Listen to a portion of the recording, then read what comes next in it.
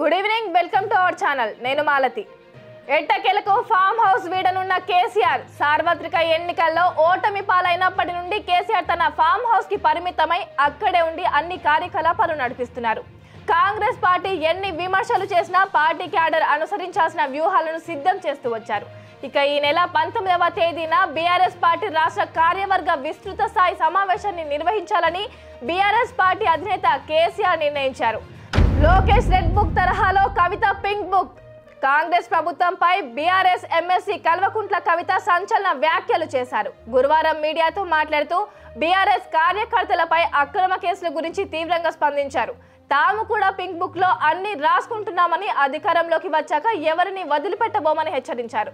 BRS MLC form house లో కోడి పందాలు. ఎమ్మెల్సీ శ్రీనివాస్ రెడ్డికి నోటీసులు.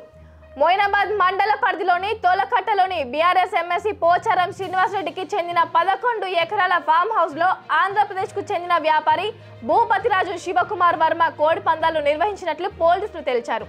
ఇక ఈ మేరకు ఎమ్మెల్సీ పోచంపల్లి శ్రీనివాస్ రెడ్డికి మొయినాబాద్ పోలీసులు నోటీసులు జారీ చేసి విచారణకు హాజరు కావాలని తెలిపారు.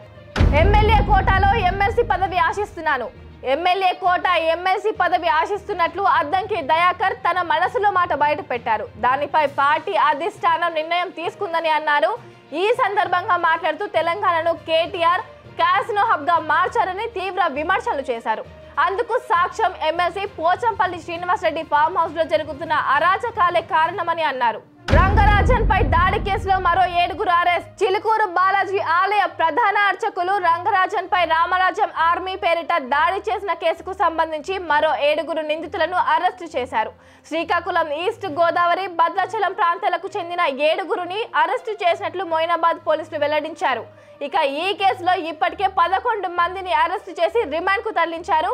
మొత్తం 18 మందిని ఇప్పటి వరకు అరెస్టు చేశారు. పరారీలో ఉన్న మరికొందరి కోసం గాలిస్తున్నట్లు పోలీసులు తెలిపారు.